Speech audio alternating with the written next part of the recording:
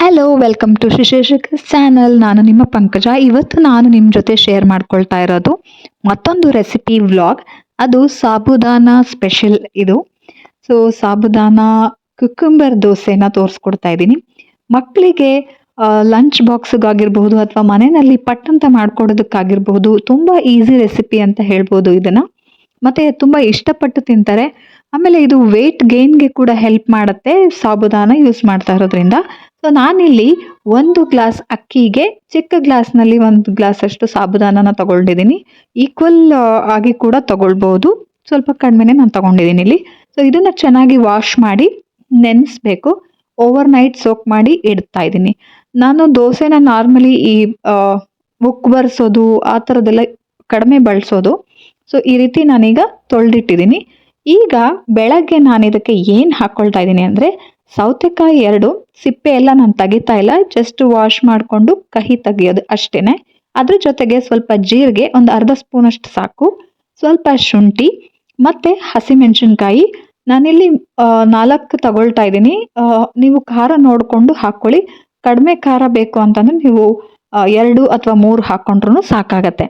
So ಇದಿಷ್ಟು ಹಾಕ್ಕೊಂಡು ಅಕ್ಕಿ ಮತ್ತು ಸಾಬುದಾನ ನೆನೆಸಿದೀವಲ್ಲ ಅದರ ಜೊತೆ ಗ್ರೈಂಡ್ ಮಾಡ್ಕೊಳ್ಬೇಕು.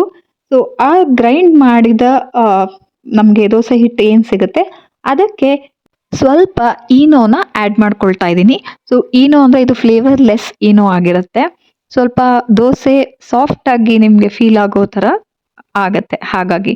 ಸೊ ಈ ರೀತಿ ದೋಸೆ ಹಿಟ್ಟು ರೆಡಿ ಆದಮೇಲೆ ನಿಮಗೆ ಎಷ್ಟು ಬೇಕೋ ಅಷ್ಟು ನೀರಿನ ಪ್ರಮಾಣ ನೋಡಿಕೊಂಡು ಮಿಕ್ಸ್ ಮಾಡ್ಕೊಳ್ಳಿ. ಅದಕ್ಕೆ ಸ್ವಲ್ಪ ಈನೋ ಆ್ಯಡ್ ಮಾಡಿಕೊಂಡು ದೋಸೆನ ಹೆಂಚ್ ಮೇಲೆ ಹಾಕೋದು ಅಷ್ಟೇ.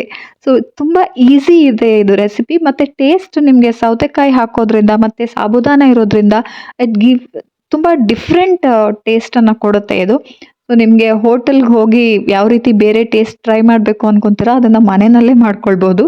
ಸೊ ಈ ರೀತಿ ಟ್ರೈ ಮಾಡಿ ನಿಮಗೆಲ್ಲ ಹೇಗೆ ಅನ್ನಿಸ್ತು ಅಂತ ನನಗೆ ನಿಮ್ಮ ಕಮೆಂಟನ್ನು ಶೇರ್ ಮಾಡೋದನ್ನು ಮರಿಬೇಡಿ. ಯಾರೆಲ್ಲ ಸಬ್ಸ್ಕ್ರೈಬ್ ಮಾಡ್ಕೊಂಡಿಲ್ವೋ ಈಗಲೇ ಸಬ್ಸ್ಕ್ರೈಬ್ ಮಾಡ್ಕೊಳ್ಳಿ ಅಂತ ಕೇಳ್ಕೊತಾ ಇದ್ದೀನಿ ಈ ಮೂಲಕ. ಸೊ ನಾನು ಈ ರೀತಿ ದೋಸೆ ಹಿಟ್ಟು ರೆಡಿ ಮಾಡಿಕೊಂಡೆ, ಅದಕ್ಕೆ ಈನೋ ಕೂಡ ಆ್ಯಡ್ ಮಾಡಿಕೊಂಡೆ. ಅದಾದಮೇಲೆ ದೋಸೆನ ಈ ರೀತಿ ಹಾಕ್ಕೊಳ್ತಾ ಇದ್ದೀನಿ. ನೀವು ಸ್ವಲ್ಪ ನೀರು ದೋಸೆ ಹಿಟ್ಟನ್ನು ಸ್ವಲ್ಪ ನೀರಾಗಿ ಮಾಡಿಕೊಂಡು ಕೂಡ ಹಾಕ್ಕೊಳ್ಬಹುದು. ಆಗ ನೀವು ನೀರು ದೋಸೆ ಥರ ಹಾಕ್ಕೊಳ್ಬೇಕಾಗತ್ತೆ. ಇಲ್ಲ ಸ್ವಲ್ಪ ನನಗೆ ಮೀಡಿಯಮ್ ಆಗಿದ್ದರೆ ಓಕೆ ಅಂತಂದರೆ ಈ ರೀತಿ ಹಾಕ್ಕೊಳ್ಳಿ. ಸೊ ದೋಸೆ ಚೆನ್ನಾಗಿ ಬರುತ್ತೆ, ಏನೂ ಪ್ರಾಬ್ಲಮ್ ಆಗಲ್ಲ.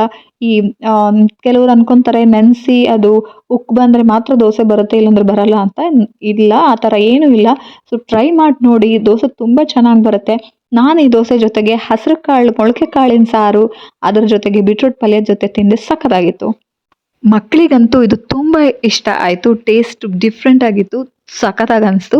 ಸೊ ನೀವು ಟ್ರೈ ಮಾಡಿ ನಿಮ್ಮ ಅಭಿಪ್ರಾಯನ ಶೇರ್ ಮಾಡ್ಕೊಳ್ಳೋದನ್ನು ಮರಿಬೇಡಿ. ಧನ್ಯವಾದ, ಮತ್ತೆ ಸಿಗ್ತೀನಿ.